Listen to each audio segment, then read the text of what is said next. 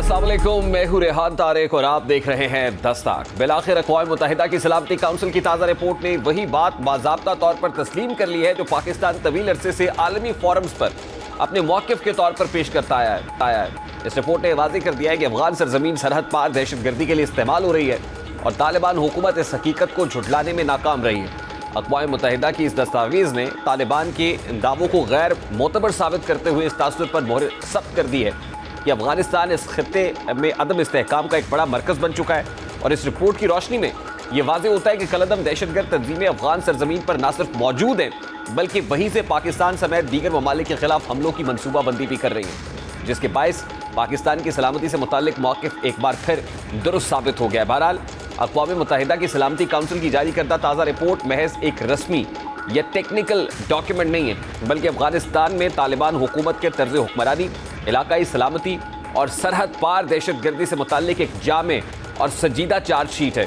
ये रिपोर्ट एक ऐसे वक्त में सामने आई है जब अफगान हुकूमत मुसलसल इस मौक़िफ़ पर जोर देती रही है कि अफगान सरजमीन किसी भी मुल्क के खिलाफ दहशतगर्दी के लिए इस्तेमाल नहीं हो रही, लेकिन सलामती काउंसिल की रिपोर्ट ने न सिर्फ इस दावे को नाकाबिल एतबार करार दिया है बल्कि ठोस शवाहिद और रुकन ममालिक की आरा की बुनियाद पर यह वाज़ेह किया है कि अफगानिस्तान एक मरतबा फिर इलाकाई अदम इस्तेहकाम का मरकज़ बनता जा रहा है। सलामती काउंसिल की रिपोर्ट दरहकीकत अगस्त 2021 में तालिबान के इक़्तिदार में वापसी के 4 साल से ज़ायद अरसे बाद अफगानिस्तान की सिक्योरिटी सूरत हाल पर बढ़ती आलमी तशवीश के तनाजुर में तैयार की गई है।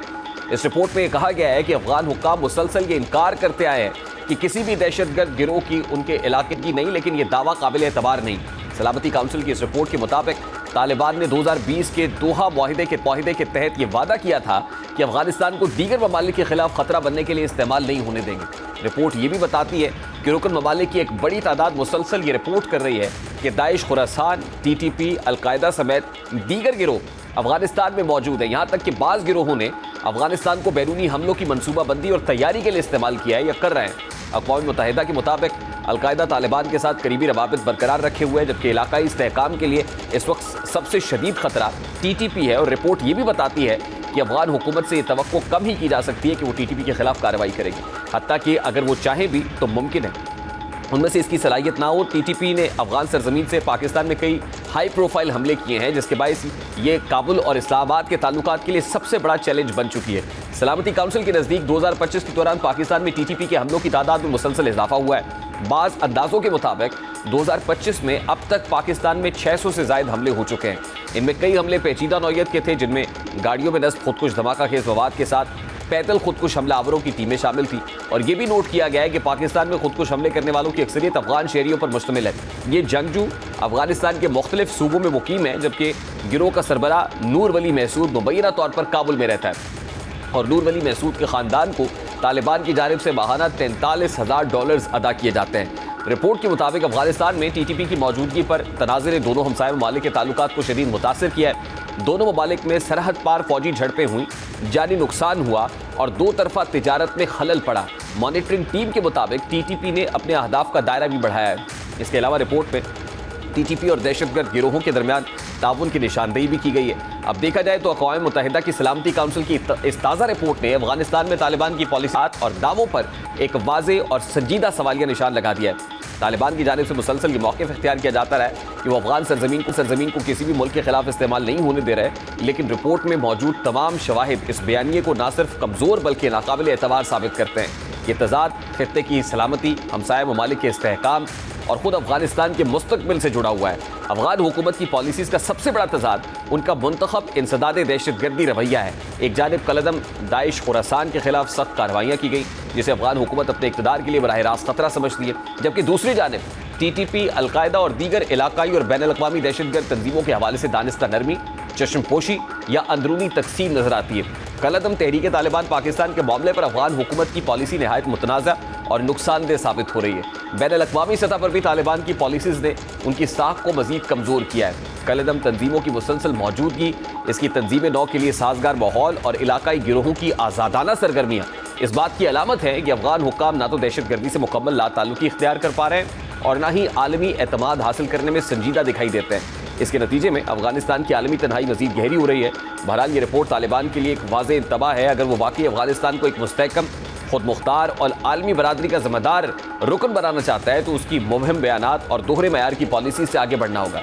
दहशतगर्द गिरोहों के साथ नजरियाती या तारीखी वाबस्तगियों से लाताल्लुकी, हमसाय ममालिक के सिक्योरिटी खदशात का संजीदा अजाला और दोहा मुआहिदे पर अमल दरामदी वो रास्ता है जो अफगानिस्तान को इलाकाई अदम इस्तेहकाम की बजाय अमन का हिस्सा बना सकता है। वरना दूसरी सूरत में तालिबान की मौजूदा पॉलिसीज ना सिर्फ खित्ते बल्कि खुद अफगानिस्तान के लिए एक मुसलसल बहरान को जन्म देती रहेंगी। इस वक्त relations expert doctor Zafar Jaspal हमारे साथ मौजूद है। अस्सलाम वालेकुम डॉक्टर साहब, बहुत बहुत शुक्रिया आपके वक्त के लिए। डॉक्टर साहब, सबसे पहले तो अक़वाम मुत्तहिदा की रिपोर्ट एक ऐसे वक्त में आई है कि जिस वक्त हमारे वेस्टर्न बॉर्डर के ऊपर टेंशन मौजूद हैं, पाकिस्तान में दहशतगर्दी के खतरात हैं और फिर मिलिट्री ऑपरेशन की भी बात हो रही है, तो इस रिपोर्ट की significance at this point in time आप क्या देखते हैं सर? देखिए, इस रिपोर्ट की बहुत सिग्निफिकेंट है और ये उस वक्त आई है कि जिस वक्त जैसे आपने फरमाया कि अफगानिस्तान से टेररिज्म एक तरफ सिर्फ पाकिस्तान नहीं चारों तरफ और हर मुल्क में उसका टेररिज्म के जो है आपको ताने बाने मिलते हैं, चाहे वो तीनों इसके सेंट्रल एशियन नेबर्स हो, ईरान हो, पाकिस्तान हो, चाइना हो और इवन डिस्टेंट नेबर्स में रशिया हो। तो अफगानिस्तान इस वक्त मुकम्मल एक टेररिस्ट सेंचुरीज की और यहाँ उनकी इमाजगाह बन चुका है। आप किसी भी टेररिस्ट ऑर्गेनाइजेशन का नाम लें जो ट्रांसनेशनल है, वो आपको अफगानिस्तान में मिलेगी। तो इस रिपोर्ट में जो चीज़ें हम लोग कह रहे थे काफ़ी अरसे से और अफगान तालिबान को समझाने की कोशिश कर रहे थे, वो इस चीज़ पे नहीं आ रहे थे और हमेशा में डिनाई करते थे। और इंडियन मीडिया या बाकी को जो कुछ वेस्टर्न पावर्स कहती थी कि हम एग्जरेट करते हैं, अब इस रिपोर्ट ने वो कंफर्म कर दिया कि जो हम कह रहे थे वो दुरुस्त था और दुरुस्त है। और इसके साथ साथ आपको ये भी ज़हन में रखना चाहिए कि तालिबान सिर्फ इस रिपोर्ट में एक्सपोज नहीं हुए, मगर जो पिछले इतवार को ईरान ने जो इनवाइट किया था इस सोल्यूशन को, इस सारे इशू को सॉल्व करने में, तमाम states 6 neighbouring state plus Russia के रिप्रेजेंटेटिव गए, जो अफगान रिप्रेजेंटेटिव है, और अफगान तालिबान रिप्रेजेंटेटिव वहाँ पे नहीं आया। तो ये सारी चीज़ें प्रूव करती हैं कि तालिबान गवर्नमेंट जो है या ये डिफेक्टो रजीम है, ये 3 चीज़ों में बिल्कुल फेल हो चुका है। एक, जो इसने दोहा एग्रीमेंट में कमिटमेंट दी थी। दूसरा, ये बिल्कुल टेररिस्ट ऑर्गेनाइजेशन को सपोर्ट कर रहा है और झूठ बोलता है। और तीसरा, अबव ऑल, जो इसने एक लिबादा ओढ़ा हुआ है, एक टर्बन पगड़ी बांध लेनी, दाढ़ी रख लेनी, और इस्लाम को जो ये पूरी दुनिया में बदनाम कर रहा है, उसमें भी ये अब एक्सपोज हो रहा है कि ये कोई मुजाहिद नहीं है, कोई नहीं है। मगर यहाँ पे एक बात जो आपने खुद कहा कि आपने बताया 33,000 US डॉलर्स वली मसूद को काबुल में प्रोवाइड किए जाते हैं इन एक्टिविटीज़ के लिए। देखना यह है कि ये डॉलर्स कहाँ से आ रहे हैं, क्योंकि तालिबान को तो चारों आपको देखें, अफगानिस्तान का कोई नेबर इनसे ट्रेड नहीं कर रहा, कोई इनकी इकॉनमी नहीं है। और इसी रिपोर्ट में मैंने पढ़ा कि डेली 1 मिलियन का उनको नुकसान हो रहा है। ये डॉलर्स कहाँ से आ रहे हैं, इसके ऊपर फोकस करने की ज़रूरत है। बिल्कुल डॉक्टर साहब, इंपॉर्टेंट चीज़ ये कि ज़ाहिर है हमारे साथ जो मुज़ाकरात हुए उसमें नेगोशिएटर्स भी थे, जैसे आपने हवाला दिया, इस्तांबुल ने भी रोल प्ले किया, ईरान भी रोल प्ले करता रहा, फिर सऊदी अरेबिया भी आया, फिर दोहा का भी एक रोल रहा है। तो ये रिपोर्ट ज़ाहिर है उन सब लोगों के लिए जो मीडिएटर्स थे, जो मीडिएशन की कोशिश कर रहे थे, उनके लिए भी खुला इंतबाह है। और फिर जब दोहा पीस एग्रीमेंट की बार बार बात होती है तो एक बहुत बड़ा स्टेक होल्डर तो यूएस है, अमेरिका है। तो क्या अमेरिका की मानी खेज खामोशी है, और इस खामोशी का मतलब क्या समझा जाए सर? ये देखिए कि ये तो मैं बात आपको उस तरफ तवज्जो दिलाना चाहता हूँ कि आपका पूरा बॉर्डर क्लोज है, अफगानिस्तान में तो खाने के लिए कुछ नहीं है और उसको डॉलर्स मिल रहे हैं, और वो डॉलर्स उसको कभी हमारे बॉर्डर से जब यूएन के नाम पे कोई चीज़ मूव करती है या कहीं और से करती है, उसमें उसको पहुंचाए जाते हैं। और उन डॉलर्स के ऊपर वो जो अफगान इस वक्त रूलिंग एलीट है, जिसको आप तालिबान, अफगान तालिबान कहते हैं, उनके बच्चे जो हैं वो तो सारे आप मिडिल ईस्ट और वेस्ट में बैठे हुए हैं और वहाँ पे भी उनको पैसा मिल रहा है।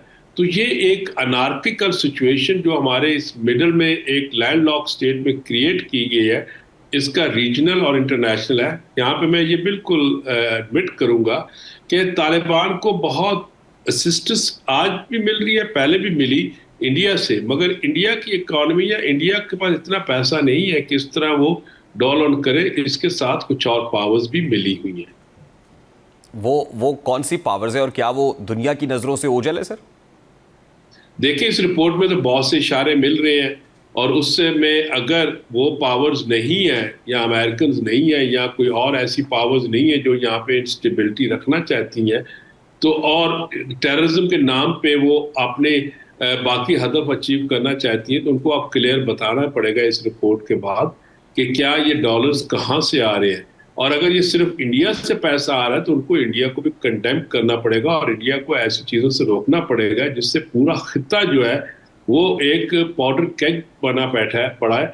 और ये कब तक सस्टेन करेंगे? देखिए, इस वक्त तो सबसे बड़ा सफरर है इस सारे, ठीक है हमारे लिए, हम तो वॉर और टेररिज्म में हमारे सोल्जर्स की भी शहादतें हो रही हैं, हमारे इनोसेंट सिटीजन भी शहीद हो रहे हैं, इकोनॉमी भी डिस्टर्ब है, मगर अफगान जो खुद अफगान हैं, जिनको आप अफगान कहते हैं, अफगानिस्तान की जो पॉपुलेशन है वही मर रही है, वही भूख प्यास से मर रही है, और उसको ये क्या दे रहे हैं कि ये खुदा की आफत है। भाई खुदा की आफत नहीं, बाकी उनके लिए तालिबान जो गवर्नमेंट है वो एक आफत बन के नाजिल हुई। डॉक्टर साहब देखिए, इसका मतलब तो ये हुआ फिर रीजन में इंस्टेबिलिटी किसी को सूट करती है, लेकिन फिर जो रीजन के बड़े प्लेयर्स हैं वो क्या रोल प्ले कर सकते हैं? जो big players of the region है, जो स्टेबिलिटी बरकरार रखना चाहते हैं, वो क्या कर सकते हैं? देखिए, जिस वक्त अमेरिकन का यहाँ से इनखला हुआ, उस वक्त बड़ा क्लियर हो गया कि अफगानिस्तान जो है एक टूटा फूटा हुआ मुल्क है जिसको फ्रैक्चर्ड कंट्री कहते हैं। इसकी रिस्पॉन्सिबिलिटी जो है वो नेबर्स पे है। नेबर्स ने अपना रोल प्ले किया और सबसे बड़ा रोल पाकिस्तान ने प्ले किया कि इनको एक इंक्लूसिव गवर्नमेंट ये बनाए और इनकी एक लेजिटिमेसी हो, इंटरनेशनल रिकग्निशन हो। मगर उन्होंने सबसे ज्यादा ब्लीड भी पाकिस्तान को किया। बाकी जो उसके नेबर्स हैं, चाहे वो सेंट्रल एशियन तीनों स्टेट्स है, चाहे वो ताजिकिस्तान, तुर्कस्तान या उज्बेकिस्तान या चाइना है या ईरान है, उन्होंने शुरू से मेजर्स इस तरह की ली कि उनको डैमेज कम से कम हुई। हमने ये जो एक उम्मा का नाम या पश्तून ब्रदर या अफगान मुस्लिम ब्रदरहुड की 50 साल पॉलिसी बनाई हुई थी, उसके ऊपर अब आके हमारी शिफ्ट तो आ गई, मगर उसमें हमने काफी प्राइस पे की। इससे ये भी वाजिया हो गया कि तालिबान जो है, मैं सब अफगान्स को ब्लेम नहीं करूंगा, मगर ये जो तालिबान गवर्नमेंट है जो काबुल और ख़ास तौर पर जो कंधार में रिलीजन का लबादा ओढ़ के बैठे हुए हैं, उनका कोई सरोकार नहीं है। उनका सिर्फ सरोकार है कि उनको कौन डॉलर दे रहे हैं। वो एक मर्सनरीज बने हुए हैं और वो मर्सनरीज उन पावर, जिसमें इंडिया भी शामिल है, उसमें और पावर्स भी हो सकती हैं, तो वो जो पावर्स हैं इनको यूज कर रही है ताकि अफगानिस्तान जहाँ से एक नेटवर्क कनेक्टिविटी का बनना था, और ये जो सारी आप अफगानिस्तान के नेबर्स कहते हैं, चाइना के सब मुसलमान कंट्रीज हैं, और इनमें एक जो गुर्बत थी उस नेटवर्क के थ्रू वो दूर की जानी थी। और चाइनीज की जो इन्वेस्टमेंट है BRI की और उनके जो आगे प्रोजेक्ट्स आ रहे हैं उनके साथ अफगानिस्तान ने बिल्डअप होना था। रेलवे ट्रैक्स भी बनने था उज्बेकिस्तान, अफगानिस्तान, पाकिस्तान में, और उसके साथ ईरान के साथ भी इसकी स्ट्रॉन्ग ट्रेड आनी थी। वो सारे जो चीज़ें थी जिनके बारे में विजुलाइज किया जा रहा था, या जो होने से इस रीजन की एक गुर्बत और यहाँ पे जो क्राइम है और टेररिज्म है उसने कम होना था या ख़त्म होना था, उसकी तरफ ये नहीं जा रहे, और ये इसके बीच में एक बहुत बड़ा ऑब्स्टिकल बने हुए हैं। डॉक्टर साहब लास्टली, चाइना और रशिया क्या रोल प्ले कर सकते हैं इस सूरत हाल में? देखिए, चाइना और रशिया बहुत इंपॉर्टेंट रोल प्ले कर सकते हैं। पहली बात तो यह है कि रशिया ने तो इनको रिकग्नाइज किया और रशिया को वो अपनी रिकग्निशन वापस लेनी पड़ेगी। रशिया को अगर ये समझता है कि वो इस्लामिक स्टेट में उसके साथ कोऑपरेट करेंगे, तो जब ये बाकी अलकायदा और ये बाकी जो TTP और इस्लामिक ईस्ट तुर्कस्तान मूवमेंट जो है, ये सारी रशिया तक चली जाती है, तो रशिया को पहले तो अपनी पॉलिसी में बिग शिफ्ट लानी पड़ेगी और उसको हमारे साथ मिल के इन तालिबान का नाका बंद करना पड़ेगा। दूसरी तरफ चाइना भी बहुत है, चाइना की तो बहुत ज़्यादा इन्वेस्टमेंट भी है और बहुत कोऑर्डिनेशन चलती रही है, मगर चाइना के लिए भी अब ये मुश्किल हो जाएगा क्योंकि उनके सिर्फ पहले तो हमारे पर इल्ज़ाम था कि हम सिक्योरिटी नहीं प्रोवाइड कर पा रहे अपने चाइनीज़ दोस्तों को या मेहमानों को जो हमारे मुल्क में काम कर रहे हैं। अब तो उनके चाइनीज़ जो है 5 तो उन्होंने तुर्कस्तान में मार दिए बॉर्डर पे फायर करके। तो अफगानिस्तान में इन दोनों मुल्कों को ये भी देखना पड़ेगा कि और इंटरनेशनल कम्युनिटी को इस तरफ ले आना पड़ेगा, क्योंकि ये दोनों ग्रेट पावर्स हैं और इनको अपना एक मिलिट्री रोल भी इस्तेमाल करना पड़ेगा, क्योंकि यहाँ पे तो सिवाय अफगानिस्तान में जिसको आप कहते हैं ड्रग्स के या ड्रग्स की जो पॉपी कल्टीवेशन है, उसके अलावा कुछ हो नहीं रहा, और उसकी इकॉनमी तो कुछ को मिलती है और वही टेररिज्म को सस्टेन कर रही है। तो इन दोनों मुल्कों का बहुत अहम और रोल है और इनको एक अब खुल के इस मैदान में आना पड़ेगा, ना कि सिर्फ डिप्लोमेटिक कंटेमिनेशन। बहुत शुक्रिया डॉक्टर जफर जसवाल आपके वक्त के लिए। इंटरनेशनल रिलेशंस जफर हमारे साथ मौजूद थे। Let's take a break here, break के बाद वापस आएंगे। जस्टिस तारिक महमूद जहांगीरी से मुताल्लिक बड़ा इंपॉर्टेंट डिसीजन आया और फिर पाकिस्तान तहरीक इंसाफ के फैसले कहाँ हो रहे हैं, इस वही बात करेंगे। इस ब्रेक के बाद हमारे साथ रहिएगा।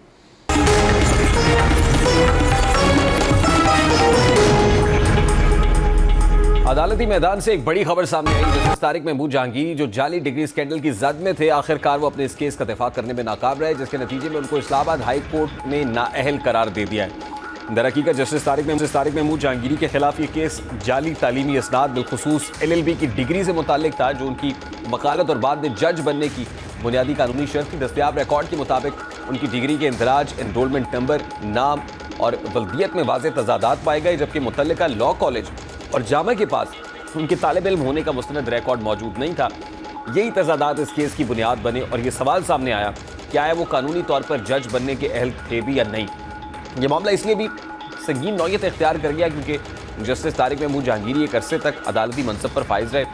इससे ये बहस जन्म लेती है कि अगर तकर्री के वक्ती बुनियादी अहलियत मशकूक हो तो पूरा अदालती सफ़र सवालिया निशान बन जाता है। बहरहाल इस्लामाबाद हाई कोर्ट ने जस्टिस तारिक महमूद जहांगीरी की जाली डिग्री केस का फैसला सुनाते हुए वजारत कानून को तारिक जहांगीरी को डी नोटिफाई करते हुए उन्हें ओहदे से हटाने का हुक्म दे दिया है। इस्लामाबाद हाई कोर्ट का अपने फैसले में कहना था कि तारिक जहांगीरी बतौर जज तैनाती के वक्त LLB की दुरुस्त डिग्री नहीं रखते थे, उनकी बतौर जज तैनाती गैर कानूनी थी। अब आज इस केस की समाअत पर दरख्वास्त गुजार मियां दाऊद ने गुफ्तगू करते हुए इस फैसले पर रद्दअमल दिया। दूसरी जानिब तारिक जहांगीरी के वकील बैरिस्टर सलाउद्दीन का सफाई में कहना है कि डिग्री जाली नहीं बल्कि उनकी डिग्री कैंसिल की गई। बहरहाल अब अदालती हलकों में यह फैसला पाकिस्तान में अदलिया की शफाफियत और जजेस के तालीमी मयार की जांच के हवाले से आम संगे मील करार दिया जा रहा है। ये फैसला एक रोज़ बाद सामने आया जब जस्टिस तारिक जहांगीरी ने chief justice Islamabad high court Sarfaraz Dogar पर अपने खिलाफ जानिबदार होने का इल्ज़ाम लगाया था और वफाकी आईनी अदालत से इस्लामाबाद हाई कोर्ट के इस हालिया फैसले को कलअदम करार देने की दरख्वास्त की थी, जिसके तहत उनकी कानून की डिग्री को चैलेंज करने वाली दरख्वास्त समाअत के लिए मुकर्रर की गई थी। अब जस्टिस तारिक जहांगीरी की नाअहली के असरात कई सतहों पर मुरतब होंगे। सबसे पहला असर यह है कि जस्टिस तारिक जहांगीरी अब किसी अदालती या कानूनी मनसब के अहल नहीं रहे। दूसरा और ज़्यादा हसास पहलू उनके माजी के अदालती फैसलों से मुताल्लिक है, क्योंकि कानून के तहत तमाम फैसले खुद ब खुद कलअदम नहीं होते, लेकिन इस फैसले के बाद मुतासरा फरीकैन की जानिब से फैसलों को चैलेंज करने या नजर सानी की दरख्वास्तें सामने आ सकती हैं, जिससे अदालती निज़ाम पर इजाफी दबाव पड़ने का इम्कान भी है। और जाहिर है अब जस्टिस तारिक जहांगीरी की नाअहली ये पैगाम देती है कि जाली इसनाद के साथ आला अहदों पर फाइज रहना आसान नहीं रहा। इस्लामाबाद हाई कोर्ट के जज और इम्पॉर्टेंट फैसले भी थे, ख़ासतौर पर इस्लामाबाद ट्राइब्यूनल्स के हवाले से जो फैसले हैं वो भी उन्होंने सुने। और इसी दौरान जो है बतौर ट्राइब्यूनल जब वो फैसले सुन रहे थे तो इसी दौरान ये डिग्री का जो केस है वो सामने आया और एडवोकेट मियां दाऊद की तरफ से ये केस दायर किया गया और कई महीने ये प्रोसेस चलता रहा। चैलेंज भी हुआ, ताहम chief justice Islamabad high court justice Sarfaraz Dogar पर जानिबदारी का इल्ज़ाम भी जस्टिस तारिक महमूद जहांगीरी की जानिब से लगाया गया। ताहम अब जो फैसला सामने आया है उसमें जस्टिस तारिक महमूद जहांगीरी की डिग्री जो है उसको जाली करार देकर उनको डी नोटिफाई करने का जो है वो इंस्ट्रक्शंस दी गई हैं, यानी अब वो इस्लामाबाद हाई कोर्ट के जज नहीं रहेंगे। और ज़ाहिर है गैर मामूली नौयत का एक डिसीजन ज़रूर है और जस्टिस तारिक महमूद जहांगीरी के अपने लिए भी ज़ाहिर है ये बड़ा इंपॉर्टेंट डिसीजन। आबिद ज़ुबैरी साहब साबिक़ सदर सुप्रीम कोर्ट बार एसोसिएशन हमारे साथ मौजूद है। अस्सलाम वालेकुम आबिद ज़ुबैरी साहब, बहुत बहुत शुक्रिया आपके वक्त के लिए। सर ज़ाहिर है एक बड़ा इंपॉर्टेंट डिसीजन है, जस्टिस तारिक महमूद जहांगीरी का जब केस चल रहा था और उनको अब डिस्क्वालीफाई किया गया है। अब सवाल बड़ा सादा सा है, जिसने उस वक्त अगर ऐसा ही था तो जो अपॉइंटमेंट थी, अपॉइंटमेंट करने वालों पर भी कोई सजा लागू होती है? सर बिस्मिल्लाहिर्रहमानिर्रहीम, जो आपने बात की उस पर बड़ा इख्तिलाफ है। आपने कहा कि जाली डिग्री पे फाइज रहना मुमकिन नहीं रहा। पहली बात है कि इनकी जाली डिग्री नहीं है। वो जज वो वकील बने, वो डिग्री सही थी। वो डिप्टी अटॉर्नी जनरल पाकिस्तान के बने, डिग्री। फिर वो एडवोकेट जनरल बने, डिग्री सही थी। जज बने, डिग्री सही थी। फिर उन्होंने हल्के खोलने का केस उठाया और खत लिखा उन्होंने चीफ जस्टिस से। उनकी कानूनी काम में एक मुदाखलत की जाती है हुकूमत के और एजेंसी की तरफ से, उस पर उनसे सारे मामले खुल गए। सडनली उनकी डिग्री जाली हो गई, जो 40 साल पुरानी डिग्री थी या जो भी था। तो ये इस तरह से कहते ना कि डिफाइज है और उनके खिलाफ एक्शन, पहली बात जो उन्होंने फैसले दिए वो डिजोरे होता है, उनको दोबारा नहीं खुल सकते अगर इवन जज बाद में फारिग हो जाए, या इवन जज 209 आर्टिकल 209 को तो खत्म कर दिया गया, क्योंकि अब इससे एक बात साबित हुई इस मुल्क में कि अगर आपने हुकूमत या उसके खिलाफ कोई भी एग्जाम किया या फैसला उनके खिलाफ किया तो आपके खिलाफ इसी तरह के केसेस होंगे। ये माजी में भी हमने देखा, जब शहीद भुट्टो का केस चल रहा था तो उस वक्त एक एक्विटिंग जज थे, जस्टिस सफदर शाह, वो सुप्रीम कोर्ट के जज थे, बैरिस्टर एट लॉ थे, और उस वक्त उनके खिलाफ हत्या का जमाना था और उसके उनके खिलाफ लगा कि उनकी मैट्रिक की डिग्री जारी, तो बाहर करके इंग्लैंड से आगे थे क्योंकि उनको मुल्क से भागना पड़ा यहाँ से। तो ये मामला ऐसे होते हैं, वो एक असूल पसंद आदमी था। दूसरी बात, ये जज साहब जो कर रहे, पहले इन्होंने उनको काम करने से रोका, सुप्रीम कोर्ट ने उसका ऑर्डर सेटिस्फाई कर दिया, अब तो उन्होंने अपने लिए कोर्ट भी बना लिया जहां जिसकी इनकी अपीलें भी सारी उनकी मर्जी के कोर्ट में जो फेडरल कॉन्स्टिट्यूशनल कोर्ट है उधर जाएगी। लेकिन इन जज साहब को, चीफ जज साहब को केस नहीं सुनना चाहिए था, क्योंकि उन्होंने पहले जो गैर कानूनी फैसला किया था उसको सुप्रीम कोर्ट ने सेटिस्फाई कर दिया था, तो प्रॉपर्टी डिमांडेड कीजिए, वो किसी और बेंच को मार्क कर देते ये केस वहाँ। तीसरी बात, उसके बाद सिंध हाई कोर्ट ने ये जो इनकी जारी डिग्री का इशू था जिसपे उन्होंने HEC से प्रोक्योर्ड ऑर्डर ले लिया, और आज आपने सुना उस आदमी की हालत देखी जो रजिस्ट्रार आया हुआ था, किस हाल में वो आया हुआ था, तो उस फैसले को वो अभी सस्पेंडेड है हाई कोर्ट से, तो जो फैसला तो सस्पेंडेड, तो अभी जब वो फैसला ही नहीं हुआ तो इनको यहाँ किस केस में फारिग कर दिया गया। तीसरी बात, फिर उसके बाद फिर एक और बात जो आती है कि ये इसमें तो एविडेंस चाहिए होती है, इसमें शहादत रिकॉर्ड होनी चाहिए, तो जो कॉन्स्टिट्यूशनल पटिशन में तो होती नहीं है कि साबित करें वो आगे की डिग्री उनकी जारी, से उनके कह देने से तो नहीं हो जाती। ठीक, आप ये कह रहे हैं कि ये जो फैसला है बेलाफाइड इंटेंशन पे मबनी है, ये आप कह रहे हैं? मैं कहता हूँ बिल्कुल ये लीगली देखें, वेरीफाइड में दो किस्म के होते हैं, एक फैक्चुअल वेरीफाइड होता है, लीगल होता है, लीगली वेरीफाइड है और फैक्चुअली वेरीफाइड है। जब साहब को, चीफ जस्टिस साहब को केस नहीं सुनना चाहिए था, क्योंकि उनको एतराज था उसके ऊपर कि आपने पहले भी उनके खिलाफ एक्शन लेने की कोशिश की, तो सुप्रीम कोर्ट ने सेटिस्फाइड कर दिया। अच्छा, हाफिज जुबैर साहब, एपीलेट फॉरम क्या है? ये कॉन्स्टिट्यूशन कोर्ट में जाएगा क्या जाएगा? एक बात और बताऊं, अब मैंने सुना कि उन्होंने आज एक एफिडेविट भी दाखिल किया था जिसमें कहा था चीफ जस्टिस साहब ने उनको बुलाया और उसमें उन्होंने कहा कि जी आप एक एडवांस इस्तीफा कीजिए, मुझ में बड़ा प्रेशर है आपके खिलाफ फैसला करने का। अगर ये बात हुई, अगर ये बात की है जो बात उन्होंने आज अपने हल्किया बयान में एफिडेविट दाखिल किया कोर्ट में, तो बिल्कुल ही उनको केस नहीं सुनना चाहिए था। मैं कि इसकी अपील तो वहाँ फेडरल कॉन्स्टिट्यूशनल कोर्ट में ही होगी, वहाँ हमें पहले ही मालूम था यहाँ किस केस का क्या फैसला होगा, वहाँ हम देख लेंगे क्या होगा, क्या मिलेगा इंसाफ इनको। जब फैसला हो गया ऊपर से हुकूमत ये उससे कि जी इनको फारिग करना है। ठीक, आप जुबैर साहब, मैं कह रहा हूँ अब एपीलेट फोरम क्या है जस्टिस तारिक जहांगीरी के लिए? मैं अभी आपसे कहा ना कि फेडरल कॉन्स्टिट्यूशनल कोर्ट ही एपीलेट फोरम है, लेकिन वहाँ अपील तो कोई नहीं होगी, वहाँ तो सिर्फ इंडोर्समेंट के लिए जाना होगा इस फैसले के उनको।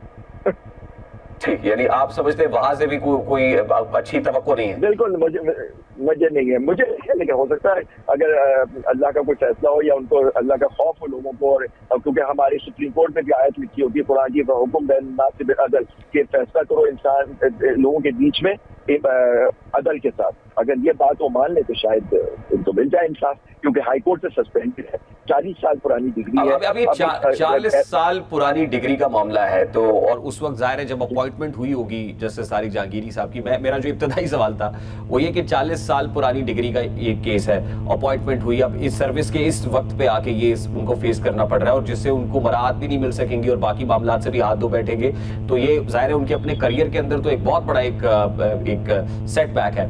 तो फिर जो अपॉइंटमेंट हुई थी और तरीकाकार जिसने उस वक्त इनको किया था, तो फिर उसके खिलाफ भी कोई कार्रवाई बनती है? नहीं, मेरे ख्याल से नहीं बनती, क्योंकि बिल्कुल ये डिग्री उनकी बिल्कुल सही थी और उनके खिलाफ नहीं बनती, क्योंकि उन्होंने तो जो नेचुरली जो वहां से जो चेक हुई होगी डिग्री उनकी, यूनिवर्सिटी ने उस वक्त इसको अप्रूव किया होगा, जो वहाँ भी तो इंटेलिजेंस एजेंसी और ये सब जाके अप्रूवल होती है, वो रिपोर्ट आती है, उसके बाद एक जज बनता है। या उससे पहले ये सरकारी वो भी रहे, ओहदों पे फाइज रहे, डेप्टी अटॉर्नी जनरल पाकिस्तान के रहे, एडवोकेट जनरल है, जो प्रोविंस का हेड होता है लीगल, उसके उस वक्त उनकी डिग्री बिल्कुल सही थी। तो ये मैं समझता हूँ कि ये बिल्कुल इनके साथ नाइंसाफी हुई है। और देखिए बाहर में इंसाफ राज़िक अल्लाह ही है, उनको डरना, इससे तो फिक्र नहीं होनी चाहिए, वो जितना जुल्म करेंगे जुल्म कभी पनपता नहीं है, आगे इन पर ही पलटे जुल्म पटना, जब वक्त बदलेगा तो इन्हीं वो लोग ये सब जो ये लोग कर रहे हैं ये फंसेंगे, आप देखिएगा। ठीक, बहुत बहुत शुक्रिया, बहुत शुक्रिया हाफिज जुबैरी साहब आपके वक्त के लिए। साबिक सदर सुप्रीम कोर्ट बार एसोसिएशन हाफिज जुबैरी साहब हमारे साथ मौजूद थे और वो से मुतालिक जो कह रहे थे आपने सुना है। अब दूसरी जानिब सियासी मैदान की बात करें तो इस वक्त तहरीक इंसाफ और हुकूमत में जोर का जोड़ पड़ता हुआ नजर आ रहा है। खासतौर पर बानी PTI से पार्टी रहनुमाओं और अहल खाना की मुलाकात ना होने देने और अडयाला के बाहर धरना देने के बाद दोनों जानिब से कशीदगी बढ़ रही है। और आज लोधरा में लैपटॉप डिस्ट्रीब्यूशन की तकरीब से खिताब में वज़ीर आला पंजाब मरियम नवाज़ ने वज़ीर आला KP का नाम लिए बगैर उन्हें आड़े हाथों लिया। वज़ीर आला पंजाब मरियम नवाज़ का कहना था कि लोग मर रहे हैं और आपको जेलों के बाहर धरने देने से फुर्सत नहीं। अब बुनियादी तौर पर मरियम नवाज़ हर तकरीब में अपनी कारकर्दगी और मुखालिफिन की नाकामियों पर बात करती आई हैं, लेकिन उनका आज का जारहाना बयान वज़ीर आला सुहेल आफरीदी के गुज़श्ता दिनों दिए जाने वाले बयान का रद्दअमल मालूम होता है, जिसमें सुहेल आफरीदी का कहना था कि पंजाब में एक सूबे की वज़ीर आला के साथ होता है तो आप अवाम के साथ क्या सलूक होता होगा। अब एक तरफ बानी PTI से मेल मुलाकातें ना होने देने पर तहरीक इंसाफ पंजाब और वफाकी हुकूमत को मुर्दी इल्ज़ाम ठहरा रही है, तो दूसरी जानिब पंजाब हुकूमत का मौक़िफ़ है कि तहरीक इंसाफ की सूबाई हुकूमत को अवामी मसाइल पर तवज्जो देनी चाहिए, लेकिन वो सियासी मामलात से बाहर आने को तैयार नहीं। दूसरी जानिब सुहेल आफरीदी के इस बयान से ये तासुर भी उभरता है कि जैसे वो ये चाहते हैं कि बानी PTI को खैबर पख्तूनख्वा में मुंतकिल कर दिया जाए। बहरहाल ये हकीकत अपनी जगह मौजूद है कि बानी PTI की जेल मुंतकिली की खबरें गर्दिश कर रही हैं और अब तो गवर्नर KP के फैसल करीम कुंडी भी ये मुतालबा कर रहे हैं कि बानी PTI को किसी और जगह मुंतकिल कर दिया जाए। फैसल करीम गुफ्तगू करते हुए कहना कि सूबाई हेडक्वार्टर अडयाला शिफ्ट हो गया है। मैंने पंजाब हुकूमत को दरख्वास्त दी थी कि बानी PTI को किसी और जगह शिफ्ट करें, क्योंकि आए रोज़ रावलपिंडी और इस्लामाबाद बंद होता है और आम आवाम की मुश्किलात में इजाफा होता है। अब बानी PTI की जेल मुंतकली और मुलाकातों पर सियासी माहौल गर्म है और JUIF के रहनुमा मौलाना फजल रहमान भी बानी PTI से पार्टी रहनुमाओं की मुलाकात ना होने देने पर रद्दअमल दे रहे हैं।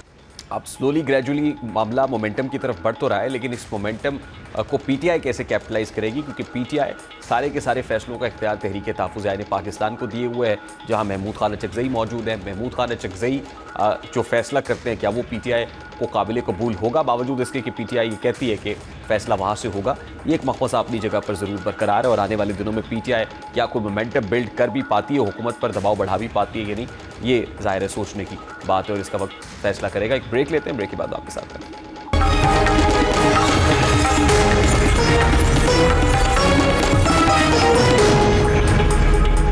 CSS 2026 का इम्तहान देने की ख्वाहिशमंद उम्मीदवारों के लिए एक और अहम खुशाइंद पेशरफ्त सामने आई है।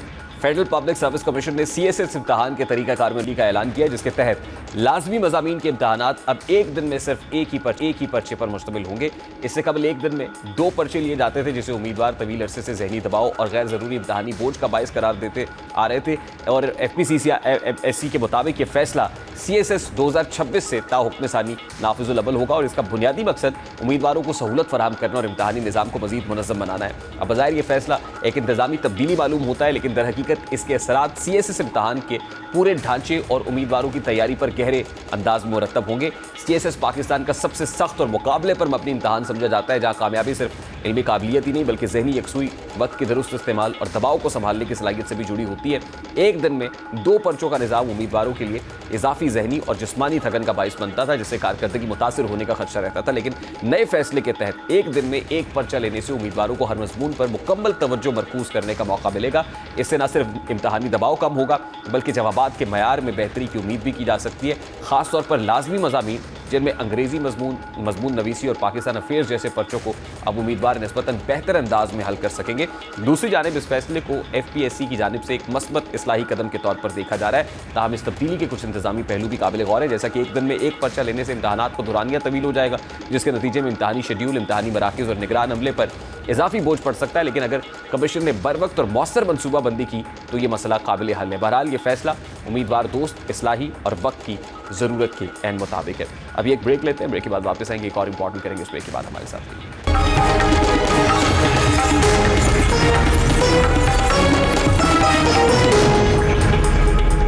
हुकूमत ने रिटायरमेंट के बाद दोबारा सरकारी मुलाजमत इख्तियार करने वाले पेंशनर से मुतालिक अपने 2 अहम फैसले वापस ले लिए हैं। वजारत खजाना ने बैक वक्त पेंशन और तनख्वाह लेने पर आयद पाबंदी खत्म कर दी है, जबकि दोबारा मुलाजमत पर पेंशन की मशरूत इजाज़त से मुतालिक नोटिफिकेशन भी मनसूख कर दिया गया है। ये दोनों नोटिफिकेशन 22 अप्रैल और 19 जून 2025 को जारी किए गए थे, जिनका इतलाक फौरी तौर पर ख़त्म किया गया है। इस फैसले के बाद अब वफाकी पेंशनर्स दोबारा मुलाजमत की सूरत में पहले की तरह पेंशन और तनख्वाह से मुतालिक सहूलत हासिल कर सकेंगे। ये पेशरफ्त एक ऐसे वक्त में सामने आई है जब हुकूमत पहले ही माशी दबाव और इस्लाहात के मामले पर शदीद तनकीद की जद में। दरहकीकत इस फैसले के पस मंज़र में हुकूमत की वो माशी सोच पोशीदा थी जो पेंशन अखराजात में तेज़ी से इजाफे को एक संगीन मसला समझती है। गुज़श्ता चंद बरसों में वफाकी पेंशन बिल में गैर मामूली इजाफा हुआ है जो बजट खसारे को मज़ीद बढ़ाने का बाइस बन रहा था। IMF प्रोग्राम और माली नज़्म व ज़ब्त की शराइत के तनाजुर में हुकूमत पर दबाव था कि गैर तरक्याती अखराजात को कंट्रोल किया जाए। इसके पेश नज़र हुकूमत ने अप्रैल 2025 में यह फैसला किया कि 60 साल की उम्र के बाद दोबारा सरकारी मुलाजमत इख्तियार करने वाले अफराद को या तो पेंशन लेनी होगी या तनख्वाह, यानी पेंशन और तनख्वाह एक वक्त में नहीं ली जा सकेगी। और इसका मकसद ये था कि सरकारी खजाने पर दोहरा बोझ कम किया जा सके और ये पैगाम दिया जा सके कि इस्लाहात का अमल संजीदगी से जारी है। लेकिन फिर जून 2025 में हुकूमत ने इस सख्त फैसले में जुज़वी नरमी की और एक नया नोटिफिकेशन जारी किया जिसमें दोबारा मुलाजमत पर पेंशन लेने की इजाज़त तो दी गई, लेकिन इस शर्त के साथ कि तनख्वाह को ग्रॉस पेंशन के बराबर कम कर दिया जाएगा। बज़ाहिर ये एक दरमियानी रास्ता था, लेकिन अमली तौर पर यह भी पेंशनर्स के लिए माली नुकसान और अभाम का बाइस बना। इस पॉलिसी ने सरकारी इदारों में बेचैनी पैदा की, खास तौर पर उन महकमों में जहां तजर्बाकार अफसरान की दोबारा खिदमत नागुज़ीर समझी जाती है और ज़ाहिर है पेंशन को एक कानूनी हक समझा जाता है जो पूरी सर्विस के बाद हासिल होता है। इसलिए इसमें कटौती या पाबंदी को कई हलकों ने नाइंसाफ़ी करार दिया। इसके अलावा दोबारा मुलाजमत पर आने वाले अफसरान की अक्सरियत मखसूस महारत और तजर्बे की बुनियाद पर तैनात की जाती है और अगर उनके माली मफादात मुतासिर हों तो ऐसी जिम्मेदारियाँ लेने से गुरेज कर सकते हैं। यही वजह थी कि इससे रियासती इदारों की कारकर्दगी और फैसला साजी मुतासिर होने का खदशा पैदा हो गया था। शायद यही वजह है कि हुकूमत ने इन तमाम अवामिल को मद्देनजर रखते हुए दोनों नोटिफिकेशन वापस लेने का फैसला किया है। बहरहाल जहाँ इस फैसले से फौरी तौर पर पेंशनर्स और सरकारी मुलाजमीन में इत्मीनान पैदा होगा और इंतजामी मामलात में लचक आएगी, वहीं यह तासुर भी मजबूत हुआ है कि हुकूमत पेंशन इस्लाहात जैसे अहम मामले पर वाज़े और पायदार हिकमत अमली अपनाने में नाकाम रही है। बार बार फैसले करना और फिर उनको वापस लेना पॉलिसी के अदम तसलसल को जाहिर करता है। अब मुस्तकबिल के तनाजुर में देखा जाए तो इस फैसले का एक मस्बत पहलू ये है कि तजर्बाकार इंसानी वसाइल रियासत के लिए दस्तियाब रहेंगे, लेकिन मनफी पहलू ये है कि पेंशन इस्लाहात एक बार फिर मौखर हो गई हैं। अगर हुकूमत वाकई पेंशन के बढ़ते हुए बोझ से निपटना चाहती है तो इसे वक्ती नोटिफिकेशन की बजाय जामे इस्लाहाती फ्रेमवर्क मुतारिफ कराना होगा जिसमें नए मुलाजमीन के लिए अलग पेंशन निज़ाम, शफाफ कवायद और वसी मुशावरत शामिल हो। प्रोग्राम का वक्त अपने इख्तिताम को पहुँचा। आपसे मुलाकात होगी इंशाअल्लाह कल। अपना रखिएगा ख्याल। अल्लाह हाफ़िज़।